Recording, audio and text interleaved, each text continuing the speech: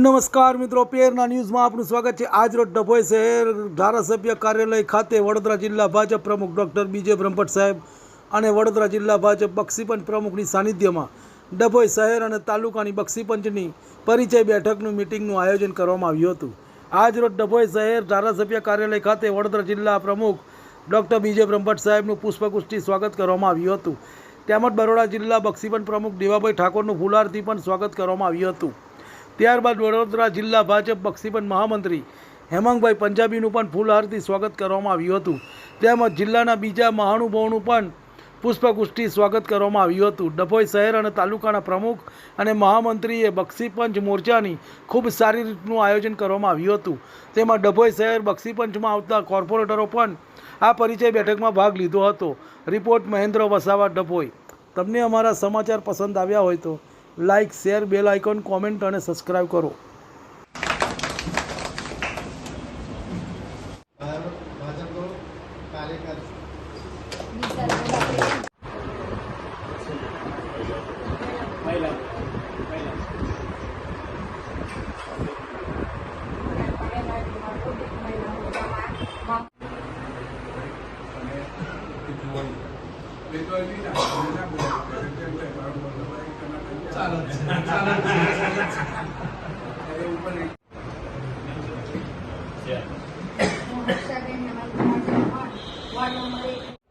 પરિચય બેઠકમાં આપના સર્વનું હાર્દિક સ્વાગત છે। બીજું, આપની વચ્ચે આપણા એવા જિલ્લા પ્રમુખ બક્ષીપંચ મોરચાના એ ડભોઈમાં આપણે પ્રથમવાર આવ્યા છે ને આપની પરિચય બેઠકમાં આપની હાર્દિક સ્વાગત કરીએ છીએ। એવા એક જિલ્લા કારોબારી વિજયભાઈ દેસાઈ, આપણા ડભોઈ તાલુકામાંથી તાલુકા પ્રમુખ જયમીનભાઈ બ્રહ્મભટ્ટ, મહામંત્રી માછી પંજાબી, નિલેશભાઈ દેસાઈ પ્રભારી, પછી આપણી વચ્ચે કિશોરભાઈ નવાપુરા એ જિલ્લામાંથી બધા પ્રમુખ, MC રાણા, રક્ષાબેન ચૌહાણ, બીજા જિલ્લામાંથી કોઈ છે એક નાના બાળકને આપણે જોડે રાખી અને એના હાથે ધ્વજવંદન કરાવવું પડશે। એનો એક વિડીયો બનાવી સોશિયલ મીડિયા પર મૂકવો પડશે, સરળ એપની મૂકવો પડશે, નમો એપની અંદર મૂકવો પડશે અને લાઈવ કરવું રહેશે। ખાસ કરીને આ કોના માટે છે? મુખ્ય હોદ્દેદારો માટે આપણે આ અવશ્ય ફરજિયાત કરવાનું રહેશે। જ્યારે પછી એ ધ્વજ 15 તારીખે સાંજે 6 વાગે આપણે ઉતારી લેવાનો રહેશે। પણ તેદાર જેના હાથે ધ્વજવંદન કરાવે છે એના હાથે પાછું આપણે ઉતારીશું। તેદાર પણ વિડીયો બનાવીશું, સોશિયલ મીડિયા પર મૂકીશું, વોટ્સઅપ, ફેસબુક પર મૂકીશું અને સન્માનભેર અને વ્યવસ્થિત રીતે પાછા આપણા તિજોરી કે ગમે તેમને મૂકી દઈશું। ખાસ આ સૂચના ધ્વજવંદનની છે।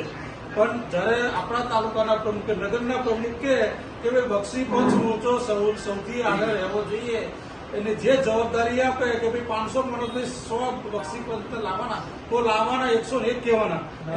આવું નહીં કરવાનું કે ભાઈ 7 જ છે, બરાબર? આ તમારે કડક સૂચના અને તેના જરૂર પડે જો અહીંની રેલી મોડી થશે તો અમારી આવીશું। અમારે દરેક તાલુકાની અંદર જમણ રાખીશું, પણ અમને સૂચના મળશે ડોક્ટર સાહેબ તરફથી કે તમારે તઈ જવાનું, અમે તઈ જઈશું। પણ તમારી રેલી ફરજિયાત સફળ બને એવી આશા। પ્રભારી પછી વિનંતી કે બુકેથી સ્વાગત કરવા માટે વધારે સ્વાગત કરીએ। એવા એક મહામંત્રી શ્રી હેમાંગભાઈ પંજાબી, બ્રહ્મભટ્ટ, મહામંત્રી માછી કેવુરભાઈ। પરિચય બેઠકમાં આપને સર્વનું હાર્દિક સ્વાગત છે। બીજું, આપની વચ્ચે આપણા એવા જિલ્લા પ્રમુખ બક્ષીપંચ મોરચાના એ ડભોઈમાં આપણે પ્રથમ આપ સૌ ઉપસ્થિત રહ્યા થોડી સંખ્યામાં છે ભાઈ ફરી કરીશું, પણ આપણી પરિચય બેઠકની આજે જે થઈ વાર્તાઓ, હવે બીજું સાથે સાથે આપણે તિરંગા યાત્રા આવવાની છે 15મી ઓગસ્ટ, એની થોડી માહિતી આપી દઉં કેમ કે એ તો કરવી જ પડશે. આ સાથે પરિચય બેઠક સાથે તિરંગાની પણ આપણે ચિંતા કરવી પડશે. તો તિરંગાની અંદર 11, 12 ને 13 3 દિવસ આપણે રેલીઓ કાઢવાની છે. તો સાથે આપણા પ્રમુખ શ્રી નગરપાલિકા હોય કે તાલુકાના પ્રમુખ હોય એમની સાથે જોડે રહી એ જે કે એ પ્રમાણે આપણે ઓછામાં ઓછા 500ની સંખ્યા રેલી કરવાની છે. બીજે સાથે સ્વચ્છતા અભિયાન અને 13 તારીખે આપણે આપણા ઘર પર ધ્વજ લગાવવાનો રહેશે. ખાસ કરીને આપણા મુખ્ય હોદ્દેદાર છે, એક બૂથની અંદર ઓછામાં ઓછા 15, વધારે જેટલા થયેલા, એક બૂથની અંદર ઓછામાં ઓછા 15 ધ્વજ લાગવા જોઈએ. ખાસ કરીને આપણા જે હોદ્દેદાર છે આજ રોજ ડભોઈ મુકામે ડભોઈ નગર અને ડભોઈ તાલુકાની બક્ષીપન મોરચાની પરિચયની બેઠક રાખવામાં આવી હતી. એની અંદર અમારા જિલ્લાના પ્રમુખ શ્રી યશસ્વી પ્રમુખ ડૉક્ટર બીજે બ્રહ્મભટ્ટ સાહેબ હાજરી આપી હતી. સાથે સાથે બધાનો પરિચય કર્યો, સાથે સાથે વિવિધ યોજનાઓની વાતો કરી, સાથે તિરંગા યાત્રા વિશે ખાસ માર્ગદર્શન મળ્યું અમને. તે બધા ડૉક્ટર સાહેબનો પણ આભાર માનીએ છીએ. સાથે સાથે આટલી મોટી સંખ્યામાં સૌ બક્ષીપન કાર્યકર્તાઓ જોડાયા, એમનો ખૂબ ખૂબ આભાર માનીએ છીએ.